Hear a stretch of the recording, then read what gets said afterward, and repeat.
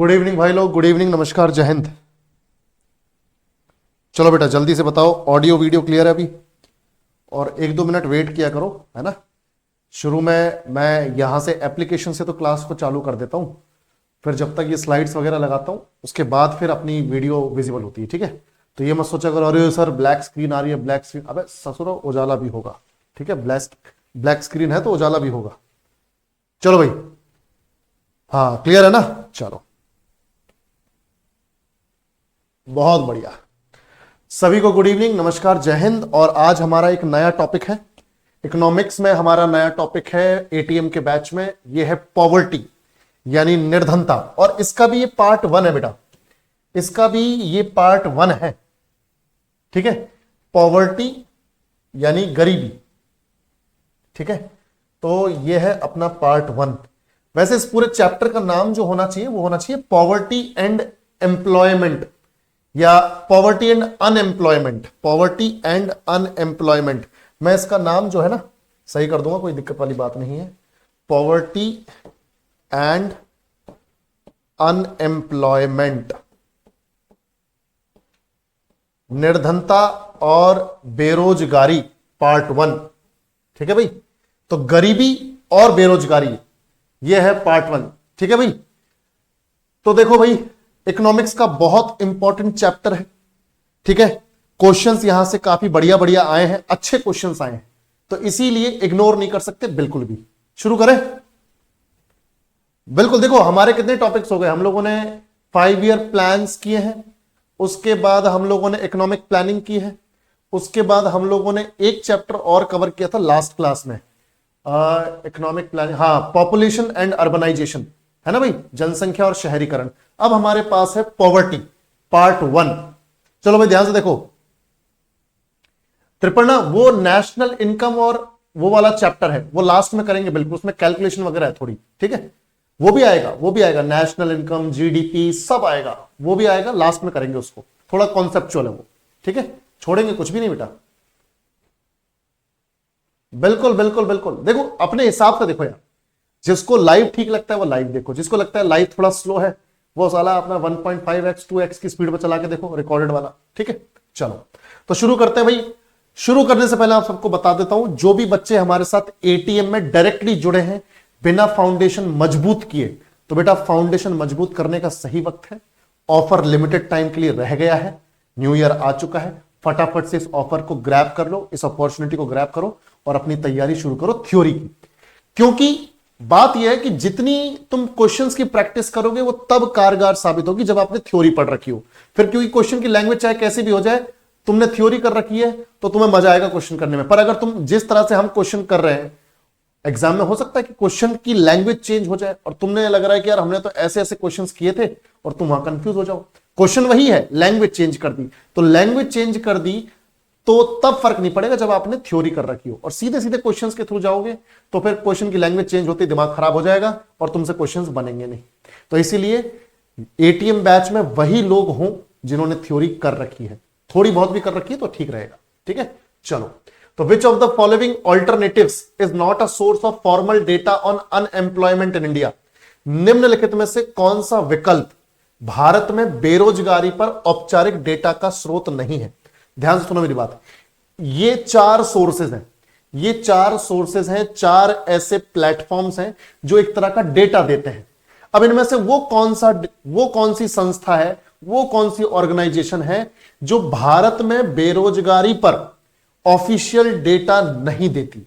इनमें से कौन सा वो संस्था है, कौन सा वो ऑर्गेनाइजेशन है जो ऑफिशियल डेटा नहीं देती अनएम्प्लॉयमेंट पर, बेरोजगारी पर, यानी बेरोजगारों के बारे में नहीं बताती? बताओ, किसी को आइडिया?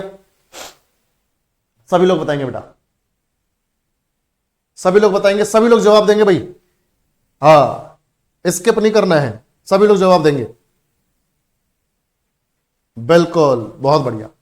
तो आंसर है, जैसे आप बोल रहे हो, ज्यादातर लोग बोल रहे हो सी, ठीक है भाई, ज्यादातर लोग क्या बोल रहे हैं? सी जवाब दे रहे हैं, तो बिल्कुल ठीक है। Reports of national family health survey, भाई family health survey, national family health survey का काम बेरोजगारों की रिपोर्ट देना नहीं है। नेशनल फैमिली हेल्थ सर्वे का काम है कि भाई परिवार में कितने लोग हैं, कितने लोगों को कौन कौन सी बीमारियां हैं, या कितने लोग जो है बिल्कुल स्वस्थ हैं, अगर बीमारियां हैं तो उनका क्या इलाज है, ये सारा काम करता है नेशनल फैमिली हेल्थ सर्वे।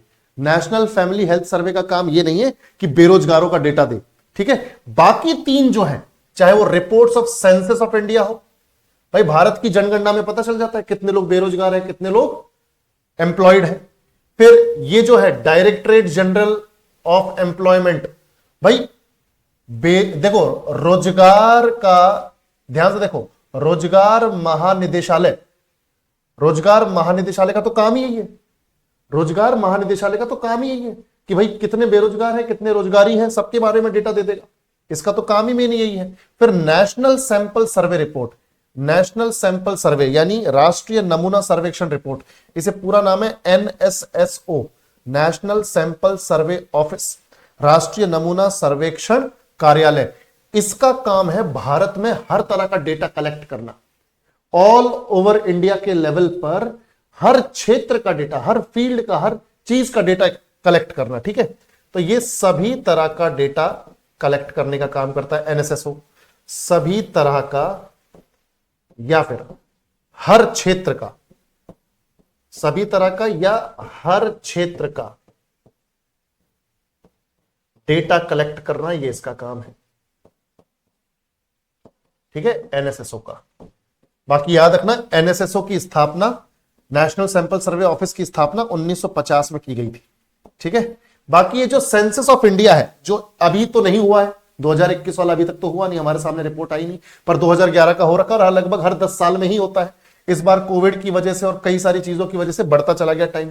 पर याद रखो बेटा, सेंसस ऑफ इंडिया को ध्यान से देखो, registrar general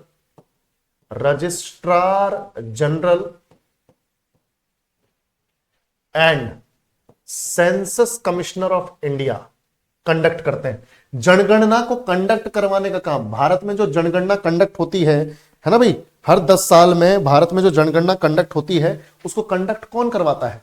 registrar general and census commissioner of India, ये कंडक्ट करवाते हैं कि भैया भारत की जनगणना होनी चाहिए, सेंसस कमिश्नर ऑफ इंडिया, ठीक है।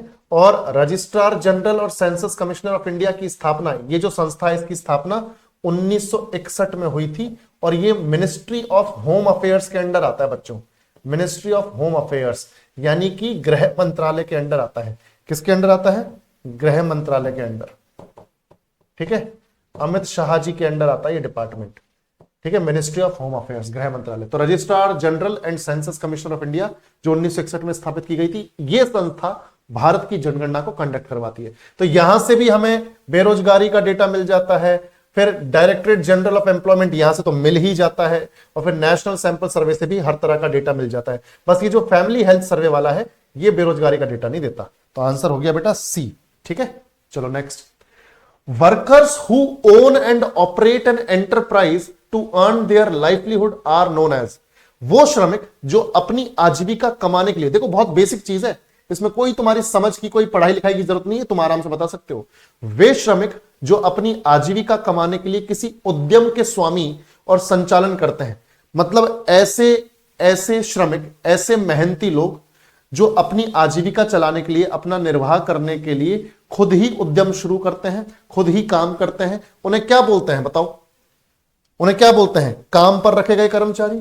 जबकि उनका खुद का उद्यम है, तो भाई काम पर रखे गए कर्मचारी कैसे हैं वो, जबकि उनका खुद का उद्यम है? तो ये तो नहीं हो सकता। नियमित वेतन भोगी नियोजित कर्मचारी, अब प्राइवेट सेक्टर में कोई नौकरी कर रहा है ना, जैसे मान लो कोई कंपनी है, प्राइवेट कंपनी है, उसमें कोई 8 घंटे की ड्यूटी कर रहा है, सुबह 9 बजे से लेकर शाम को 5 बजे तक। अब वो कंपनी उसकी थोड़ी है, तो भाई नियमित वेतन भोगी नियोजित कर्मचारी वो भी नहीं हो सकता, ये तो उसका भी डेफिनेशन नहीं है। सरकार द्वारा नियोजित श्रमिक, अब जैसे तुम रेलवे में भर्ती हो जाओगे, ठीक है, तो तुम ये थोड़ी कि रेलवे तुम्हारी है, हम तो जी रेलवे के श्रमिक और रेलवे के मालिक भी हैं, ऐसे थोड़ी बोलोगे, रेलवे तुम्हारी थोड़ी है, सरकार की है। तो वे श्रमिक जो अपनी आजीविका कमाने के लिए किसी उद्यम के खुद स्वामी होते हैं और खुद ही काम करते हैं, उन्हें बोलते हैं बच्चों स्वरोजगार श्रमिक, सेल्फ एम्प्लॉयड वर्कर्स। क्या बोलते हैं? Self employed workers. डी, समझ में आ रही है बात? हाँ। अब जैसे मान लो जैसे मान लो तुम में से कई सारे लोगों के साथ ऐसा हो सकता है, कई सारे हमारे ऐसे साथी होंगे जिनके पिताजी की दुकान है, सही बात है, जिनके पिताजी की कोई छोटी दुकान है, किराने की दुकान है, या जिनके पिताजी किसी और चीज की दुकान लगाते हैं। तो पिताजी ये बोल सकते हैं कि भाई देखो, हम अपनी आजीविका चलाने के लिए इस दुकान के मालिक हैं और खुद भी श्रम करते हैं, दुकान पे बैठते हैं, गल्ले पर बैठते हैं, सामान बेचते हैं। तो वो क्या कहे जाएंगे, पिताजी क्या कहे जाएंगे, स्वरोजगार श्रमिक, सेल्फ एम्प्लॉयड वर्कर, कि उन्होंने खुद को ही काम दे रखा है, खुद की ही दुकान, खुद को ही काम दे रखा है। क्लियर है बेटा? चलो, इतना समझ में आ गया? माही बोल रहा है कि ये सब, अरे यही सब मिलेगा बेटा, यही सब मिलेगा, ये फाउंडेशन में, थ्योरी में यही सब चीजें होंगी। ठीक है, चलो तो आगे देखो, which of the following is an economic situation in which all available labour resources are being used in the most efficient way possible. निम्नलिखित में से कौन सी वह आर्थिक स्थिति है जिसमें सभी उपलब्ध श्रम संसाधनों का यथासंभव सबसे कुशल तरीके से उपयोग किया जा रहा है? ध्यान से सुनो, यहां पर कुछ कंडीशंस दी हुई हैं कि भाई इस तरह के रोजगार होते हैं, इस तरह की रोजगारी यानी इस तरह की नौकरी होती है। तो निम्नलिखित में से कौन सी वह आर्थिक स्थिति है जिसमें सभी उपलब्ध श्रम संसाधनों का यथासंभव सबसे कुशल तरीके से उपयोग किया जा रहा है? मतलब कोई काम कर रहे हैं, ठीक है, कोई काम कर रहे हैं 10 लोग, ठीक है, कोई काम कर रहे हैं 10 लोग। अब वो 10 लोग जो काम कर रहे हैं और बिल्कुल स्किल्ड है, वो पूरी तरीके से निपुण है अपने काम में, और वो मैक्सिमम पोटेंशियल तक अपना जो बेस्ट वो दे सकते हैं, वो बेस्ट वो दे रहे हैं काम करने में। समझ में आ रही है बात? तो इसे क्या बोलेंगे बताओ? अगर मान लो किसी कंपनी में 10 कर्मचारी हैं और वो 10 कर्मचारी जितनी मेहनत कर सकते हैं, जितना काम कर सकते हैं, उनसे वो काम लिया जा रहा है बहुत बढ़िया तरीके से, उसे क्या बोलोगे तुम? Under employment, over full employment, null employment, full employment? पहली बात तो नल एम्प्लॉयमेंट कुछ नहीं होता, ठीक है, ये फालतू का है। शून्य रोजगार का मतलब होता है बेरोजगार। अभी जैसे तुम लोग क्या हो, नल एम्प्लॉयमेंट हो, शून्य रोजगार, ठीक है, ऐसा कोई टर्म नहीं है पर इसको बेरोजगार ही बोलते हैं। अब तुम मुझे बताओ कि किसी व्यक्ति को रखा हुआ है और वो मैक्सिमम पोटेंशियल तक काम कर रहा है, अपना बेस्ट दे रहा है, तो अंडर एम्प्लॉयमेंट है, फुल एम्प्लॉयमेंट है, या ओवर फुल एम्प्लॉयमेंट है? बिल्कुल फुल एम्प्लॉयमेंट, ठीक है, बिल्कुल फुल एम्प्लॉयमेंट का मतलब क्या हुआ? पूर्ण रोजगार, कि जितना किसी से काम चाहिए कंपनी को, उतना काम कंपनी उससे करवा रही है और वो बंदा काम कर रहा है, यह है पूर्ण रोजगार, फुल एम्प्लॉयमेंट। समझ में आया सब लोगों को? कोई दिक्कत तो नहीं? क्लियर? फुल एम्प्लॉयमेंट क्या है, क्लियर है? बिल्कुल। तो जितना काम कंपनी आपसे मांग रही है, आप उतना काम करके बढ़िया से दे रहे हो, मतलब फुल एम्प्लॉयमेंट, पूर्ण रोजगार है। अब देखो ध्यान से, अंडर एम्प्लॉयमेंट क्या है फिर? देखो आंसर तुम्हें पता चल गया, ये जो चीज है ना, ये जो डेफिनेशन बोली इन्होंने, वो तो पूर्ण रोजगार की है। पर सर अंडर एम्प्लॉयमेंट क्या होता है? अंडर एम्प्लॉयमेंट का मतलब क्या है कि आप काबिल ज्यादा हो पर काम वैसा नहीं है जैसा आपको मिलना चाहिए। जैसे मान लो आप स्किल्ड वर्कर हो, आप जानते हो मशीनें चलाना, ठीक है, आप मशीन चलाना जानते हो किसी फैक्ट्री में, पर आपको काम क्या मिला हुआ है? मशीन चलाने का काम मिला है, पर आपको सैलरी जो है बहुत कम मिल रही है। यानी आप जितनी मेहनत कर रहे हो उतनी सैलरी नहीं है। यानी आप स्किल्ड वर्कर हो, मेहनत आपकी ज्यादा है पर सैलरी कम है, तो मतलब आप अंडर एम्प्लॉयड हो। आप कैसे हो? आप कैसे हो बेटा? अंडर एम्प्लॉयमेंट मतलब एम्प्लॉयमेंट जितना होना चाहिए, एम्प्लॉयमेंट तो उतना ही है, पर रोजगार का जो पैसा है, जो सैलरी है, वो कम है। तो याद रखो बेटा, आप अंडर एम्प्लॉयमेंट हो। इसका ट्रांसलेशन सही से नहीं किया। यानी आप स्किल्ड वर्कर हो, आपको मशीन चलानी आती है, आप मशीन चला भी रहे हो, पर उसके बदले आपको सैलरी कम मिल रही है। आपको लगता है यार मैं ज्यादा डिजर्व करता हूं, ये कम दे रहा है मुझे सैलरी। एक तो ये कंडीशन है, या फिर ऐसी कंडीशन हो कि आप स्किल्ड वर्कर हो, आप स्किल्ड वर्कर हो, ठीक है, आप स्किल्ड वर्कर हो, पर आपसे लो स्किल वाला काम करवाया जा रहा है। जैसे आपको मशीन चलानी आती है, आपको मशीन ऑपरेट करनी आती है कि आप ये फैक्ट्री मशीन चला सकते हो, पर आपको क्या बोला गया है? भाई तू मशीन मत चला, तू मशीनों की सफाई कर, डस्टिंग हो रही है ना, मशीनों पर डस्ट लगा, चल डस्टिंग कर दे, कपड़ा मार दे मशीनों पे। समझ रहे हो? ये है अंडर एम्प्लॉयमेंट। तो या तो आप वो काम कर रहे हो पर उसके बदले आपको पैसा कम मिल रहा है, फिर आप वो काम कर रहे हो, आप स्किल्ड वर्कर हो, पर आपको उतना काम ही नहीं दिया जा रहा। आपकी जो स्किल है, स्किल से कम काम दिया जा रहा है, यानी लो स्किल वाला काम दिया जा रहा है आपको, कम कौशल वाला काम दिया जा रहा है, कम कुशलता वाला काम दिया जा रहा है। समझ में आ रहा है कि नहीं? बिल्कुल समझ में आ गया। तो यहां पे काम ज्यादा पैसा, काम ज्यादा और बढ़िया, यहां पैसा कम। यहां काम ज्यादा आता है आपको, पर आपको काम जो है ऐसा दिया जा रहा है जिसकी कोई वैल्यू नहीं, यानी आप स्किल्ड वर्कर हो, आपको लो स्किल काम दिया जा रहा है। समझ रहे हो भाई? तो ये सीन है भाई। सबको समझ में आया अंडर एम्प्लॉयमेंट क्या होता है? फिर एक और चीज देख लो, ओवरफुल एम्प्लॉयमेंट क्या होता है भाई? ये तो हमें समझ में आ गया। अब ये ओवरफुल एम्प्लॉयमेंट क्या होता है? यानी ध्यान से देखो, काम कम है, यहां पर काम कम है और एम्प्लॉय ज्यादा है, श्रम ज्यादा है। काम कम है, श्रम ज्यादा है। यानी जैसे मान लो, मैं अपना एग्जांपल देता हूं, जैसे मान लो मुझे क्या बंदा है, मेरे को अपना टाइम बचाने के लिए क्या चाहिए, तो मेरे को टाइपिस्ट चाहिए भाई। मैं उसको क्वेश्चन दूंगा भाई, मेरे को बच्चों को ये क्वेश्चन करवाने हैं, 20 क्वेश्चन है, 25 क्वेश्चन है, 50 क्वेश्चन है, ये मेरे को बच्चों से करवाने हैं, कल के लिए कंटेंट चाहिए मुझे, ये क्वेश्चन है, ये क्वेश्चन टाइप करके दे और इस फॉर्मेट में टाइप करके दे, ये पीपीटी बना के दे मुझे। अब मान लो मैंने एक बंदा हायर किया कि यार तू मेरा टाइपिस्ट है, तू मेरे को ये क्वेश्चन करके देगा। फिर मैंने एक बंदा हायर किया कि तू जब ये क्वेश्चन कर ले तो इनको प्रूफ रीड कर कि क्वेश्चन में कोई गलती तो नहीं है, एक आधी अगर होगी तो मैं देख लूंगा, पर ऐसा नहीं कि हर क्वेश्चन में गलती है, तू प्रूफ रीड करेगा कि उसने जो टाइप किया वो सही किया है कि नहीं। फिर एक और बंदा मैंने रख दिया कि इसने जो टाइप किया और इसने जो प्रूफ रीड किया इसको वेरीफाई कर तू, और फिर मेरे पास आना चाहिए ताकि मैं सीधे बच्चों को जाके बिना टाइम वेस्ट किए पढ़ा सकूं। ठीक है, अब एक बंदा मैंने रख लिया जो इनके दोनों के बाद भी प्रूफ रीड करेगा, और उसके बाद मुझे ऐसा लग रहा है यार एक बार देख ही लेता हूं, क्या पता काम कहीं गड़बड़ तो नहीं है। मतलब काम दो बंदों का है, काम दो बंदों का है, एक ने टाइप कर दिया, एक ने प्रूफ रीड कर लिया। हो सकता है टाइपिस्ट को मैं बोल दूं भाई तू प्रूफ रीड कर लेना, एक बार चेक कर लेना तूने काम ढंग का किया है कि नहीं, और उसके बाद मैं प्रूफ रीड कर लूं। दो बंदे मैंने जबरदस्ती के रखे हुए हैं, यानी काम कम है, बंदे मैंने जबरदस्ती के रखे हुए हैं। तो याद रखो भाई, काम कम श्रम ज्यादा, मतलब कि ओवरफुल एम्प्लॉयमेंट। समझ में आ रहा है कि नहीं? कोई दिक्कत नहीं माही, अपने हिसाब से करो बेटा, कोई दिक्कत नहीं। ठीक है, चलो बेटा सिंजन सुनो मेरी बात, ये एटीएम बैच में अलग सब्जेक्ट चल रहे हैं, फाउंडेशन में अलग सब्जेक्ट चल रहे हैं। जब ये पूरे हो जाएंगे तो सब मैच हो जाएगा। एटीएम बैच अलग है जिसमें सिर्फ प्रैक्टिस हो रही है, इसमें डिफरेंट सब्जेक्ट चल रहे हैं, और फाउंडेशन में अलग सब्जेक्ट। ऐसा नहीं है कि जो फाउंडेशन में चल रहा है उसी की प्रैक्टिस चल रही है। ठीक है, क्योंकि थ्योरी में तो टाइम लगता है। मान लो सब्जेक्ट अभी पीछे रह गया और प्रैक्टिस तेजी से आगे बढ़ गई तो वो तो वैसे डिसबैलेंस हो जाना है। तो एटीएम बैच अलग है, थ्योरी अलग है। पहले थ्योरी पढ़ो और उसके बाद प्रैक्टिस में आओ। ठीक है, चलो चलो आगे बढ़ते हैं। सपन बोल रहा है सर आपने कितने बंदे रखे? मैंने एक ही बंदा रखा है, टाइपिस्ट है वो, उसको मैं क्वेश्चन देता हूं, वो टाइप करके देता है, वो प्रूफ रीड करता है, फिर मैं प्रूफ रीड करता हूं, और उसके बाद फिर सीधे आगे बढ़ते इतना ही अपना। वो तो मैं एग्जाम्पल दे रहा था कि देखो कैसे बर्बादी होती है रिसोर्सेस की।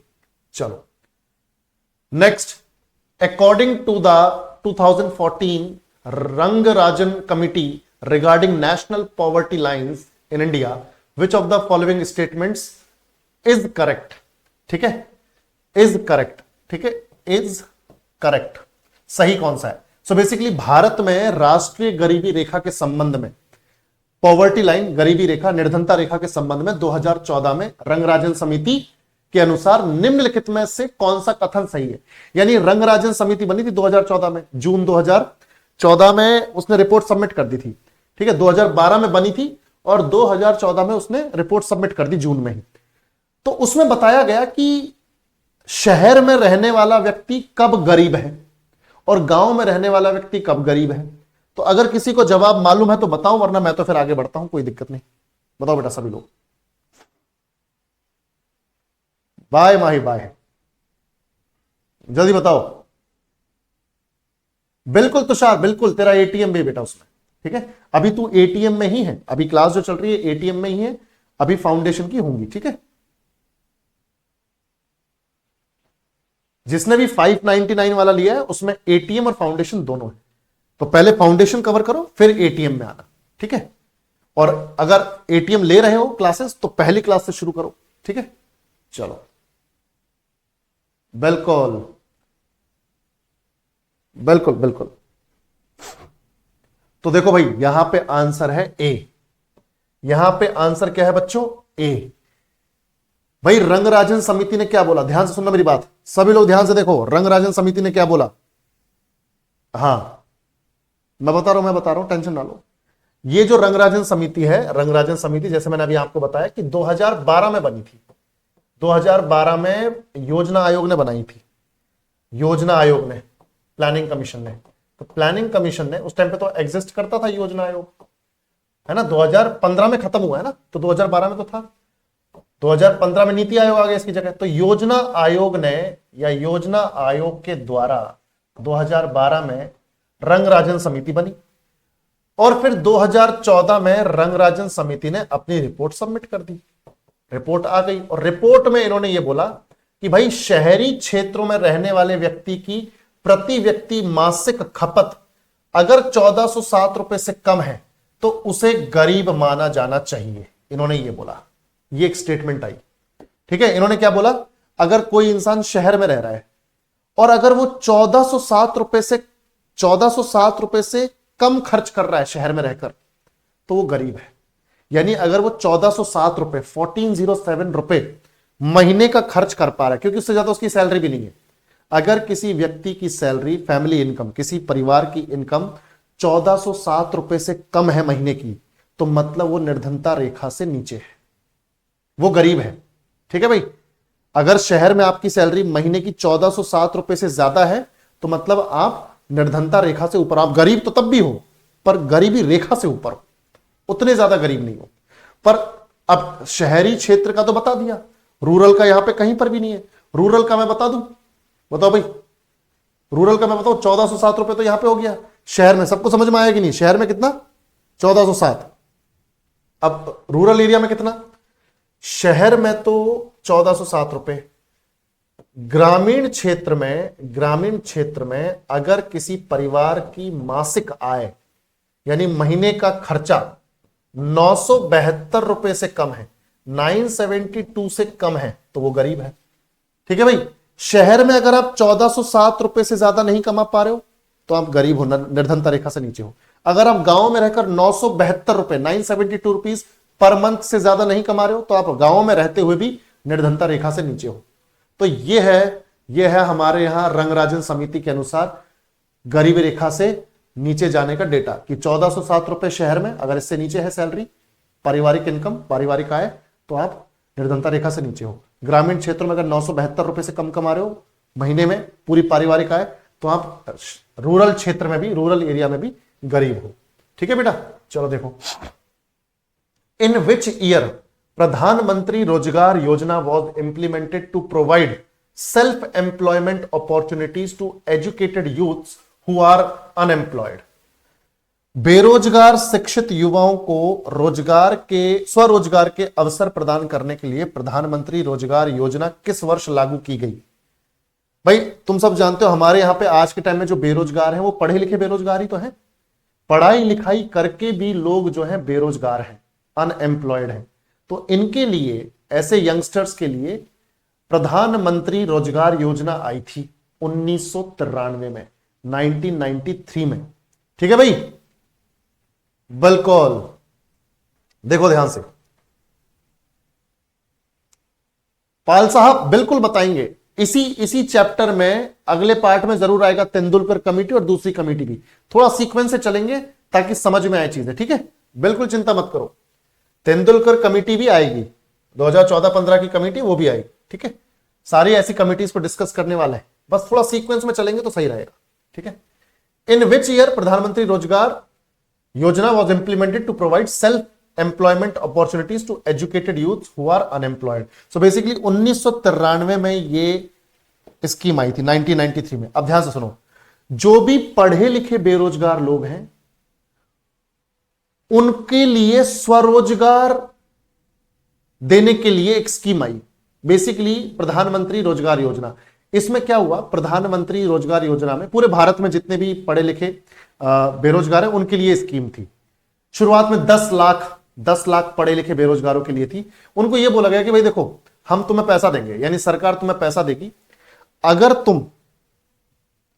तुम जो है सेवा क्षेत्र में, सर्विस सेक्टर में कोई उद्यम स्थापित करना चाहते हो, अगर कोई तुम उद्योग करना चाहते हो, कोई बिजनेस शुरू करना चाहते हो, ठीक है, अगर तुम कोई बिजनेस शुरू करना चाहते हो सेवा क्षेत्र में, जैसे टीचिंग में, मेडिकल लाइन में, या कोई भी सर्विस, ट्रांसपोर्टेशन, या भाई तुम नाई की दुकान खोलना चाहते हो, या फिर तुम धोबी की दुकान खोलना चाहते हो, कुछ भी, अगर आप सर्विस सेक्टर से जुड़ना चाहते हैं, सेवा क्षेत्र से जुड़ना चाहते हैं, लोगों को सेवा देने में बिलीव करते हैं, तो भैया आपको 2 लाख रुपए हम देंगे, आप अपना धंधा स्थापित करो। तो इससे क्या होगा कि आपका जब धंधा स्थापित हो जाएगा तो आपको तो नौकरी मिली गई, स्वरोजगार मिली गया, फिर आप भी अपने जैसे जो पढ़े लिखे बेरोजगार लोग हैं, आप पढ़े लिखे बेरोजगार थे तो आपको मिल गया, आपको पैसा मिल गया। आप कोशिश करना कि आप जो है अपने जैसे पढ़े लिखे बेरोजगारों को नौकरी दो अपने पास। भाई आपको भी तो टीम की जरूरत पड़ेगी, आपको भी तो अपना धंधा बड़ा करना पड़ेगा, तो आप अपने जैसे पढ़े लिखे बेरोजगारों को नौकरी देना। इससे क्या होगा, चेन बनती जाएगी और बेरोजगारी कम होती जाएगी। समझ रहे हो भाई? तो अगर आप सेवा क्षेत्र से जुड़कर कोई उद्योग, कोई धंधा पानी खोलना चाहते हो तो 2 लाख रुपए। अगर आप विनिर्माण क्षेत्र से जुड़ना चाहते हो, इंडस्ट्री सेक्टर से जुड़ना चाहते हो, है ना, कोई फैक्ट्री वगैरह थोड़ी सी छोटी मोटी स्थापित करना चाहते हो, उसके लिए हम 5 लाख रुपए देंगे। तो याद रखो बेटा, प्रधानमंत्री रोजगार योजना 1993 में आई। इसमें साफ साफ बोला गया जितने भी पढ़े लिखे बेरोजगार लोग हैं, ठीक है, क्वेश्चन में भी लिखा हुआ है, पढ़े लिखे बेरोजगारों के लिए, पढ़े लिखे बेरोजगार यंग लोग, पढ़े लिखे बेरोजगारों यानी यूथ, ठीक है, यूथ जो अनएम्प्लॉयड है, एजुकेटेड अनएम्प्लॉयड यूथ, तो पढ़े लिखे बेरोजगारों जो युवा हैं, पढ़े लिखे बेरोजगारों युवाओं को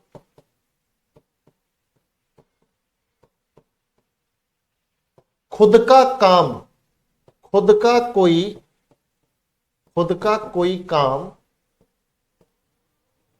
कोई काम यानी स्वरोजगार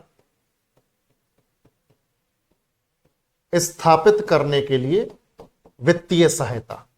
तो इस स्कीम का एम क्या है कि पढ़े लिखे बेरोजगार युवाओं को खुद का कोई काम शुरू करने के लिए, काम स्थापित करने के लिए वित्तीय सहायता देगी भारत सरकार।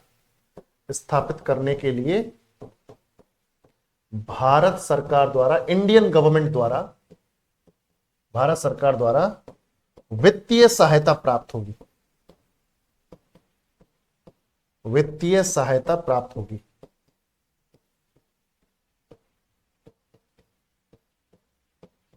ठीक है, और वित्तीय सहायता 2 तरह से मिलेगी। अगर आप सेवा क्षेत्र से जुड़ते हो, सर्विस सेक्टर से जुड़ते हो, है ना, किसी भी तरह की आप सर्विस प्रोवाइड कर रहे हो, सेवा क्षेत्र से जुड़ते हो, तो आपको 2 लाख रुपए मिलेंगे। ये उस टाइम की बात है यार, 1993 में। तुम समझ रहे हो 2 लाख की क्या वैल्यू है? समझो इस चीज को, 2 लाख की वैल्यू 1993 में। मेरे फादर की सैलरी थी, बीएसएफ में थे वो, तो 2002-2003 का मुझे याद है, उनकी सैलरी थी 6,000 रुपए। महीने का खर्चा भी चलता था, सेविंग्स भी होती थी। 6,000 में पूरे परिवार का, 4 लोगों के परिवार का खर्चा चलता था 6,000 में। 2003-4 की बात बता रहा हूं। तो तुम सोचो 1993 में, और 10 साल पहले 2 लाख की क्या वैल्यू है, जब 6,000 की इतनी वैल्यू है। तो ठीक है, तो सेवा क्षेत्र, सर्विस सेक्टर से, तो तुम ऐसा मत सोचो अरे सिर्फ 2 लाख। तो सर्विस सेक्टर में अगर काम धंधा खोलना चाहते हो तो कितनी मिलेगी भैया? 2 लाख। बहुत था ये, बहुत ज्यादा अमाउंट था।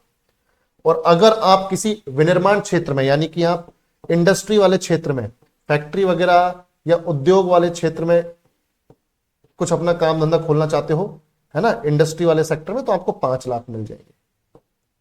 पर ऐसा नहीं है कि जाके बोला कि मेरे को काम स्थापित करना, पैसा दे दो और सरकार बोलेगी ये लो, ऐसा नहीं है।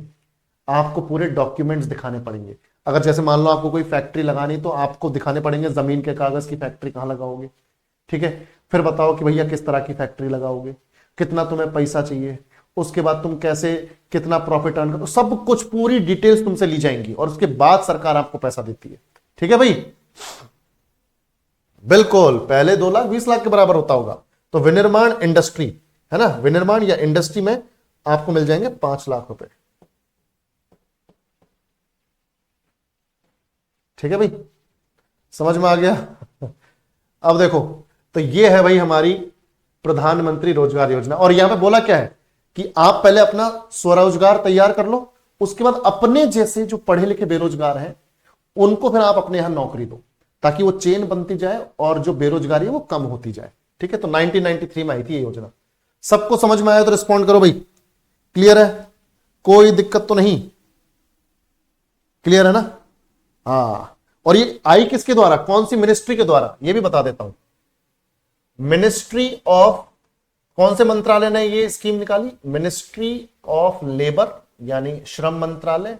तो ministry of labour and employment, ministry of labour and employment. देखो मैं काफी डिटेल में समझा रहा हूं ताकि तुम्हें ये स्कीम्स वगैरह बिल्कुल अच्छे से समझ में आए, ऊपर ऊपर से फैक्ट्स नहीं बता रहा हूं। तो ministry of labour and employment यानी श्रम एवं रोजगार मंत्रालय, श्रम एवं रोजगार मंत्रालय।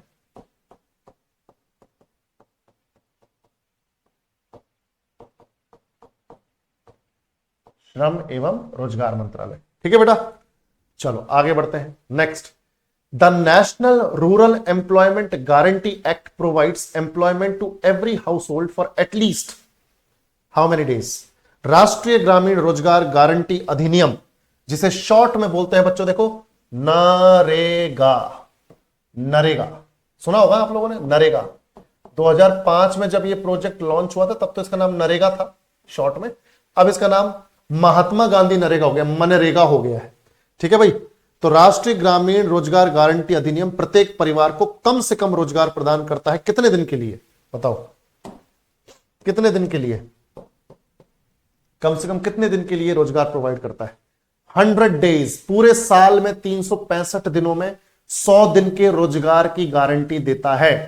ठीक है, ध्यान से सुनो बेटा, 100 दिन के रोजगार की गारंटी देता है, तो 100 डेज। ठीक है, 100 डेज, बिल्कुल 100 डेज, तो 100 दिन के रोजगार की गारंटी देता है भैया।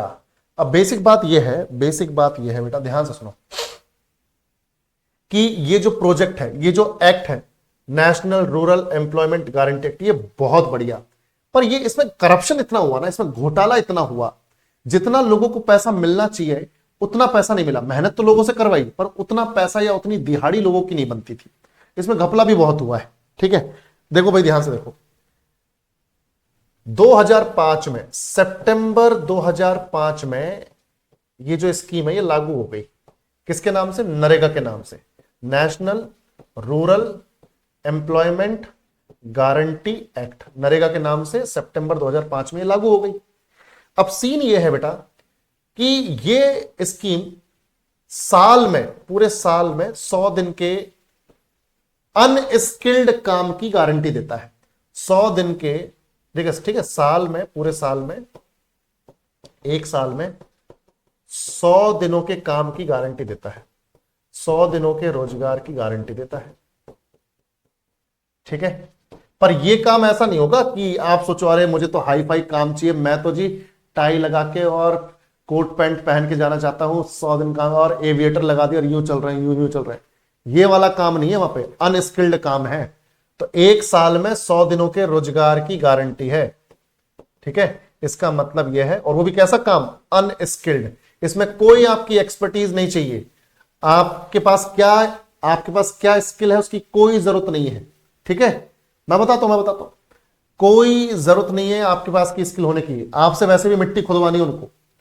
नरेगा वगैरह में क्या होता है, जैसे मान लो किसी इलाके में, किसी, जैसे हमारे गांव में क्या नदी है, तो नदी के एरिया को थोड़ा ठीक करना, या फिर मान लो कोई नहर निकालनी, तो नहर में लोगों को काम पे लगा देना, नहर खोदनी है। ठीक है, कहीं पर अपना जैसे प्राकृतिक तटबंध बनाना है, नदी को रोकने के लिए कोई बैराज बनाना है, उसमें लोगों को लगा दिया। तो मतलब तुम्हें फावड़ा चलाना है, मिट्टी खोदने के लिए कोई स्किल थोड़ी चाहिए। ठीक है, फावड़ा मारोगे मिट्टी खुद जाएगी अपने आप। ठीक है भाई। राहुल बेटा, कोई भी डाउट होगा तो क्लास के दौरान या फिर वो जो क्वेरीज वाले 2 नंबर है ना, उन पर कांटेक्ट कर सकते हो, अपने डाउट को भेज सकते हो। ठीक है, कोई दिक्कत नहीं। बिल्कुल, तो अनस्किल्ड लेबर है। ठीक है, कोई आपको एक्सपर्टीज की जरूरत नहीं है ऐसे काम के लिए। अनस्किल्ड लेबर 100 डेज के लिए, और याद रखो पर फैमिली 3 से 4 मेंबर्स अलाउड हैं। मैं तुम्हें अपने यहां राजस्थान की बात बता रहा हूं, पर फैमिली 3 से 4 मेंबर्स जो हैं अलाउड होते हैं, कम से कम 2 तो हैं ही। तो 3 से 4 मेंबर्स को, अब तुम सोचो यार 3 से 4 मेंबर्स 7-8 घंटे के लिए जाते हैं। अब घर के अगर 3 से 4 मेंबर जाएंगे और मान लो दिन की दिहाड़ी 500 600 700 रुपए है, तो अपना चारों फैमिली मेंबर जो है कम से कम भी 2000 की इनकम करके आ गए, ठीक है, या फिर मान लो 2000-2500 रुपए की इनकम करके आ गए। इस तरह से महीने भर में, यानी महीने भर में ये मान के चलो कि तुम 70-75 हजार अपना कमा लिया, 70-75 हजार अपना कमा लिया, और 3 महीने का रोजगार है, तो मतलब कहीं ना कहीं ये मान के चलो कि गरीबी से तो ऊपर आ गए। मे भी काम ज्यादा ना हो, इनकम आपके लिए खर्चे के हिसाब से ज्यादा ना हो, पर फिर भी आपको एक रोजगार तो मिल गया, ठीक है भाई, बिल्कुल। तो 3 से 4 मेंबर्स को भी अलाउ कर दिया जाता है। फिलहाल 2 मेंबर्स हैं जहां तक कम से कम, तो पर फैमिली 3 से 4 मेंबर्स, ठीक है बेटा। पर याद रखना 1 साल में 100 दिन के रोजगार की गारंटी, अनस्किल्ड लेबर, पर फैमिली 3 से 4 मेंबर्स। आपका बन जाता है जॉब कार्ड, आपका एक जॉब कार्ड बन जाता है। वो जॉब कार्ड के थ्रू ही आपके दिन काउंट होते हैं और सब कुछ आपको दिखाना पड़ता है वहां पे ज्वाइन करते वक्त, ठीक है। चलो आगे बढ़ते। बाकी एक चीज याद रखना कि ये 2009 में 2 अक्टूबर 2009 में इसका नाम बदल के कर दिया। गांधी जी का बर्थडे था 2 अक्टूबर 2009 में, तो गांधी जी के बर्थडे वाले दिन इसका नाम कर दिया महात्मा गांधी नरेगा, तो मनरेगा। अब इसे क्या बोलते हैं? मनरेगा। एम से महात्मा गांधी, नरेगा, मनरेगा। तो 2009 में इसका नाम बदल के मनरेगा कर दिया, पहले नरेगा हुआ करता था।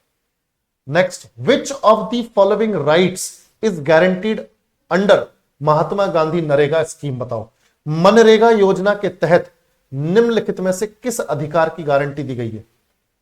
बताओ भाई, तुम्हें क्या, कौन सा अधिकार मिला है यहां पर? बताओ कौन सा अधिकार मिला है? वेरी गुड, कुछ बच्चे जवाब दे रहे हैं, बहुत ही शानदार, बहुत बढ़िया, बहुत बढ़िया बच्चों। राइट टू वर्क है ना, राइट टू वर्क। अबे तुमको राइट टू फ्रीडम थोड़ी मिल रही है, स्वतंत्रता का अधिकार मिल रहा है, या राइट टू डायलॉग, बोलने का अधिकार मिल रहा है? नहीं। राइट टू इंफॉर्मेशन, इसमें इंफॉर्मेशन क्या है? काम है भैया। राइट टू वर्क, तुम्हें रोजगार मिल रहा है, मतलब काम करने का अधिकार मिल रहा है तुम्हें। बेसिक बात यह है, देखो, राइट टू वर्क कोई फंडामेंटल राइट तो है नहीं, मौलिक अधिकार तो है नहीं, तुम सब जानते हो। अगर राइट टू वर्क को मौलिक अधिकार बना दिया जाए ना भाई, सरकार की हालत टाइट हो जाएगी, क्योंकि मौलिक अधिकार का पूरा होना जरूरी है। तो अगर राइट टू वर्क को अगर फंडामेंटल राइट बना दिया, तो सभी लोग जो बेरोजगार घूम रहे हैं सब पहुंच जाएंगे सुप्रीम कोर्ट की, हमें नौकरी नहीं मिल रही, हमें नौकरी नहीं मिल रही। क्योंकि अगर आपके फंडामेंटल राइट का उल्लंघन होता है, तो आपके पास अधिकार है कि आर्टिकल 32 यूज करके सुप्रीम कोर्ट जा सकते हो, आर्टिकल 226 इस्तेमाल करके हाई कोर्ट जा सकते हो। तो अगर आपके फंडामेंटल राइट का वायलेशन हो, अब आपका मान लो right to work fundamental right है, आप बोलोगे हमें तो नौकरी नहीं मिल रही, हमारे तो फंडामेंटल राइट का वायलेशन हो गया, उल्लंघन हो गया, हम जा रहे हैं सुप्रीम कोर्ट आर्टिकल 32 यूज करके, हमें नौकरी दो। सुप्रीम कोर्ट भी सरकार को बोलेगी भाई इनको फटाफट नौकरी दो। इसीलिए राइट टू वर्क मौलिक अधिकार नहीं है, ठीक है, क्योंकि सरकार में वैकेंसी तो लिमिटेड है। अगर इसको राइट टू वर्क बना दिया तो लोग जान खा जाएंगे, ठीक है भाई, बिल्कुल। तो डीपीएसपी में है, ये directive principles of state policy में है कि सरकार को लोगों के रोजगार का ध्यान रखना चाहिए, उससे रिलेटेड पॉलिसी बनाते रहना चाहिए। तो ये उससे रिलेटेड ही पॉलिसी थी मनरेगा, लोगों के रोजगार का ध्यान रखा गया, तो राइट टू वर्क उन्हें कहीं ना कहीं हद तक मिला है। चलो आगे बढ़ते हैं। Which flagship programme under the ministry of rural development aims to organise the rural poor into their own institutions like self-help groups and their federations, producers, collectives, etc. and also ensure their financial inclusion and livelihood support. Language थोड़ी tough है, ना समझ में आए तो मैं simplify करूंगा। देखो, ग्रामीण विकास मंत्रालय के तहत किस प्रमुख कार्यक्रम का उद्देश्य, इनमें से कौन से कार्यक्रम का प्रमुख उद्देश्य ग्रामीण गरीबों को स्वयं सहायता समूहों और उनके संघ उत्पादकों के सामूहिक आदि जैसे संस्थानों में संगठित करना और उनके वित्तीय समावेशन और आजीविका समर्थन को सुनिश्चित करना है।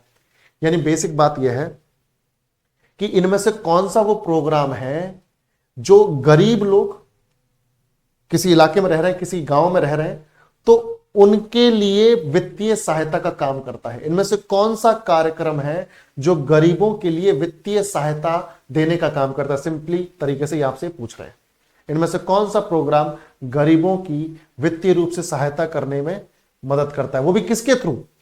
स्वयं सहायता समूहों और उनके संघ उत्पादकों के सामूहिक संस्थानों में संगठित करने जैसे।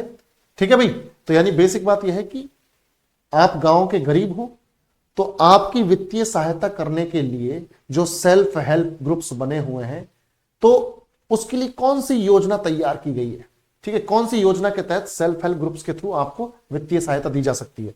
तो मैं आपको बता दूं, दीनदयाल अंत्योदय योजना, राष्ट्रीय ग्रामीण आजीविका मिशन, दीनदयाल अंत्योदय योजना, ठीक है, राष्ट्रीय ग्रामीण आजीविका मिशन। ध्यान से देखो बेटा, बिल्कुल दीनदयाल अंत्योदय योजना, national rural livelihoods mission, day NRLM। कोई बता सकता है इसके अंदर है क्या? बताओ। मैं बताता हूं, बिल्कुल। देखो, जो यहां पर क्वेश्चन में लिखा हुआ है वही इसका आंसर है कि भाई गरीबों के लिए, ध्यान से देखो बेटा, गरीबों के लिए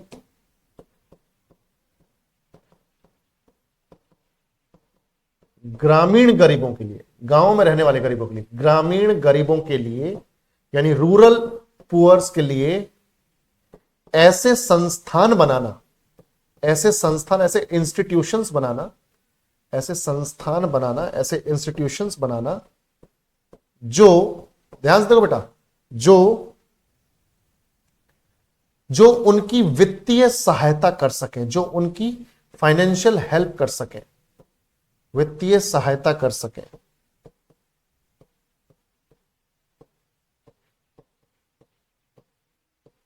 ठीक है भाई, तो गरीबों के लिए ऐसे संस्थान बनाना जो उनकी वित्तीय सहायता कर सकें, ग्रामीण गरीबों के लिए ऐसे संस्थान बनाना जो वित्तीय सहायता कर सकें, ये किसका काम है?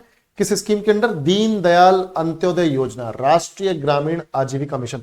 कम से कम इतनी सहायता तो कर सकें कि इनकी जीविका चल सके, इनका निर्वाह हो सके, इनका और इनके परिवार का घर बार, खाने पीने और नॉर्मल जो बिल्कुल बेसिक लाइफ है वो इनकी चल सके। तो उसके लिए ऐसे सेल्फ हेल्प ग्रुप्स तो बनाने पड़ेंगे जो वित्तीय सहायता कर सके। मान लो कोई एक फैमिली, गरीब फैमिली है, अगर कोई सेल्फ हेल्प ग्रुप, अगर कोई ऐसी कोई संस्था बन जाए, मजबूत संस्था, जो उनको बोले भाई ठीक है तुम ऐसा करो 50,000 का लोन लो और कोई छोटा काम धंधा, जैसे मान लो कोई ठेला अपना लगाना शुरू करो शहर में जाके, और वहां से जो इनकम होगी धीरे धीरे धीरे धीरे धीरे करके तुम आराम से अपना धंधा जमा लो।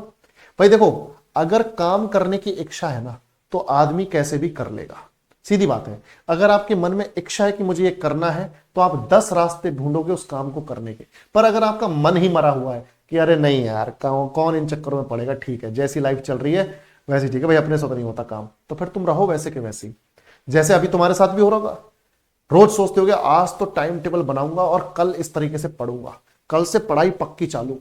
पर तुम सोचते हो अरे यार अभी तो टाइम है, आज और मस्ती मारते, कल से पक्का, कल से पक्का, वो कल आएगा ही नहीं। ऐसी होता है ना, बिल्कुल। तो बिल्कुल ठेले वगैरह से, अरे यार तुम क्या बात कर रहे हो, मैं बता रहा हूं तुम्हें, मैं दिल्ली में रहता था, जयपुर तो मैं इसी साल शिफ्ट हुआ, दिल्ली में रहता था मैं इतने सालों से।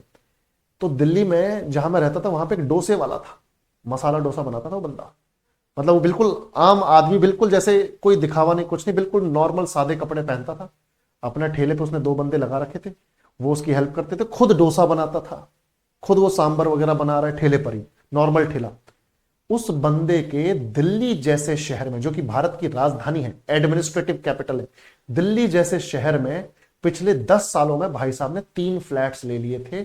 और दिल्ली में फ्लैट का होना, दिल्ली में एक फ्लैट कम से कम भी 40 से 50 लाख का, 2 BHK, 40 से 50 लाख के उसके पास 3 फ्लैट सिर्फ मसाला डोसा के ठेले से।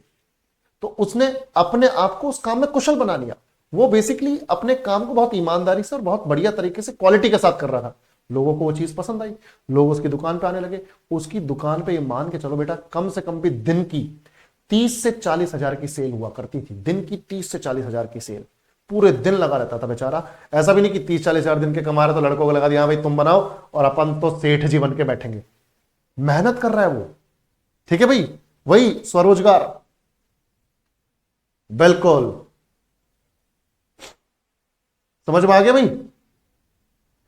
चलो आगे बढ़ते हैं। Next, which one of the following programmes aims at creating self employment opportunities. देखो मैं सेल्फ एम्प्लॉयमेंट अपॉर्चुनिटीज की बात कर रहा हूं यहां पे, देखो ध्यान से। तो निम्नलिखित में से किस कार्यक्रम का उद्देश्य स्वरोजगार के अवसर पैदा करना है? अभी पढ़ा हम लोगों ने, प्रधानमंत्री रोजगार योजना जो 1993 में आई, जो 1993 में आई, इसी का तो काम है, इसी का तो उद्देश्य है कि जो हमारे पढ़े लिखे बेरोजगार लोग हैं उनको सेवा क्षेत्र में जुड़ना है तो सेवा क्षेत्र में जुड़े, अगर इंडस्ट्री वाले सेक्टर में जुड़ना है तो उसमें जुड़े। हम यानी भारत सरकार उनको मदद देगी, वित्तीय सहायता, फिर जब उनका धंधा जम जाए तो फिर अपने जैसे पढ़े लिखे बेरोजगार लोगों को फिर वो रोजगार दें, और इस तरह से चेन बनती जाएगी और गरीबी कम होती जाएगी। तो भैया प्रधानमंत्री रोजगार योजना 1993 में ये स्वरोजगार के लिए ये अपॉर्चुनिटी देती है। तो हम ऑलरेडी पढ़ चुके हैं इसे। एक यहां पे देखो, ये है आईसीडीएस, इंटीग्रेटेड, ध्यान से देखो बेटा सभी लोग, इंटीग्रेटेड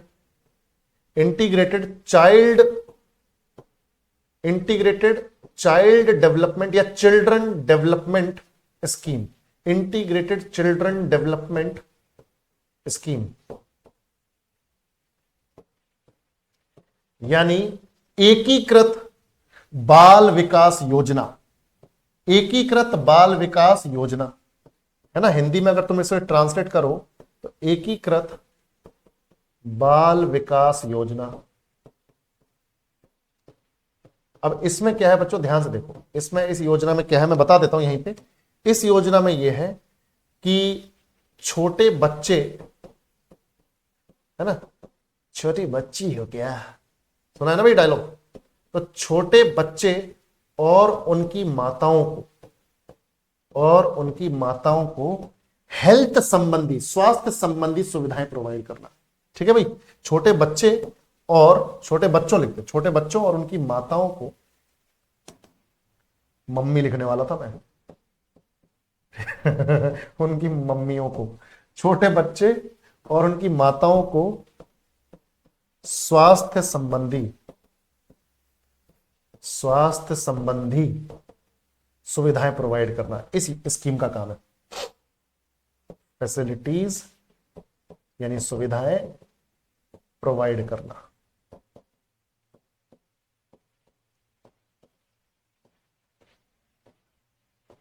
ठीक है भाई, चलो आगे बढ़ते हैं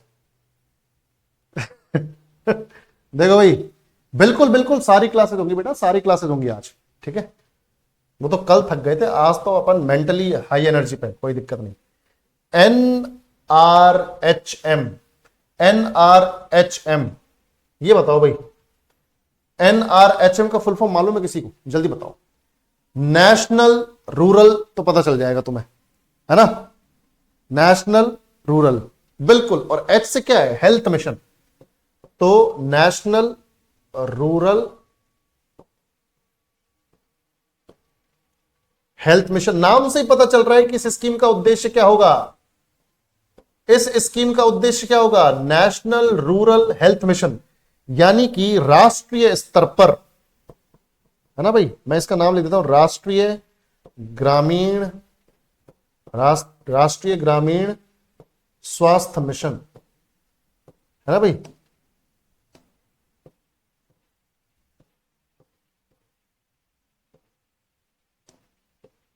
राष्ट्रीय ग्रामीण स्वास्थ्य मिशन, इसका उद्देश्य है ग्रामीण क्षेत्रों में हेल्थ से रिलेटेड फैसिलिटीज इंप्रूव करना, है ना।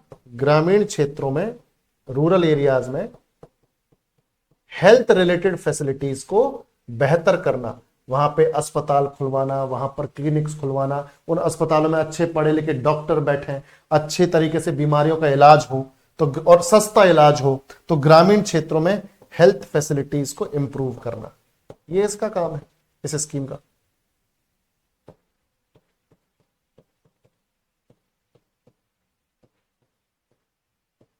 ठीक है बच्चों, समझ में आया आपको? और फिर लास्ट में है SSA, सर्व शिक्षा अभियान। सर्व शिक्षा अभियान, ये तो सब जानते हो, सर्व शिक्षा अभियान, सर्व शिक्षा अभियान।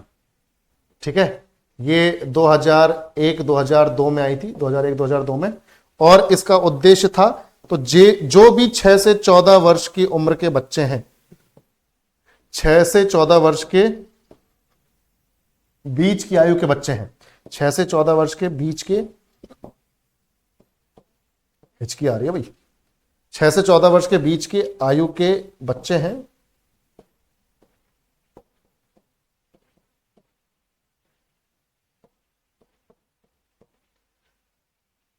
उनको फ्री, उनको मुफ्त, फ्री एंड अनिवार्य यानी कंपलसरी एजुकेशन प्रोवाइड करना है ना। राइट टू एजुकेशन के अंडर ही है सर्व शिक्षा अभियान। ठीक है बेटा,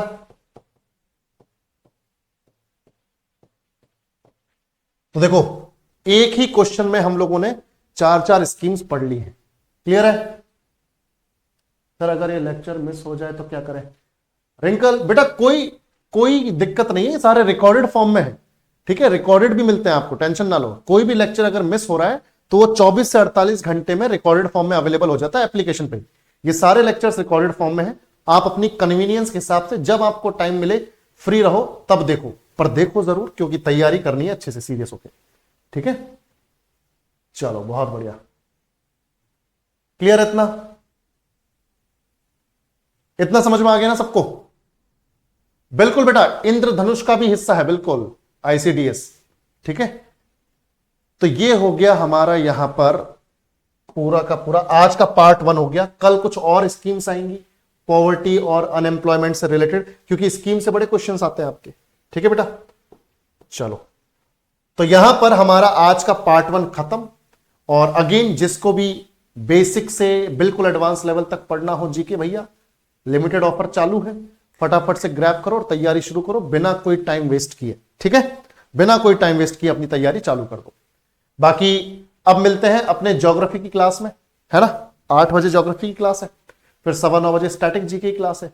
मिलते हैं, चलो ठीक है। चलो बेटा, सब पढ़ेंगे, सब पढ़ेंगे। त्रिपर्णा बेटा, joint liability group, self help group, सब कल हम डिटेल में कवर करने वाले हैं। ये सारा आने वाला है, सारे डिफरेंसेस वगैरह सब समझ में आ जाएगा। ठीक है, बस सीक्वेंस में चलो, कोई दिक्कत वाली बात नहीं है, हर डाउट क्लियर करेंगे। बिल्कुल। तान्या, रिकॉर्डेड कैसे देखते हैं बेटा? 24 से 48 घंटे में एप्लीकेशन, जहां पे आपका कोर्स है ना, वहीं पर लेक्चर के नाम से वीडियो अवेलेबल हो जाती है और वहीं पे साइड में उसकी पीडीएफ होती है। ठीक है, चलो। और सभी को बिल्कुल सभी को मेरी तरफ से एडवांस में हैप्पी न्यू ईयर। अच्छे से एंजॉय करो, अच्छा खाओ पियो, अपनी हेल्थ का ध्यान रखो, और सबसे इंपॉर्टेंट पढ़ाई करो और मां बाप की इज्जत करो भाई। नए साल में कुछ अच्छे रेजोल्यूशंस लो, और सिर्फ लेने के लिए रेजोल्यूशन मत लो, उनको पूरा करने के लिए। अगले साल नौकरी लेनी है तो लेनी है, कोई रोक नहीं सकता। आखिरी साल बनाओ उसको संघर्ष का, बस। ठीक है, चलो, थैंक यू सो मच। बिल्कुल रिंकल बेटा, ये एटीएम बैच में प्रैक्टिस बैच है। ये एटीएम बैच प्रैक्टिस बैच है। फाउंडेशन जो है अभी उसकी 2 क्लासेस होंगी अभी, 8 बजे और 9 बजे। ठीक है, वहां पे थ्योरी है। चलो मिलते हैं, सभी को happy new year, take care, bye bye, thank you. बहुत बढ़िया शलभ, बहुत बढ़िया। एंजॉय करो, पढ़ाई करो, मस्त।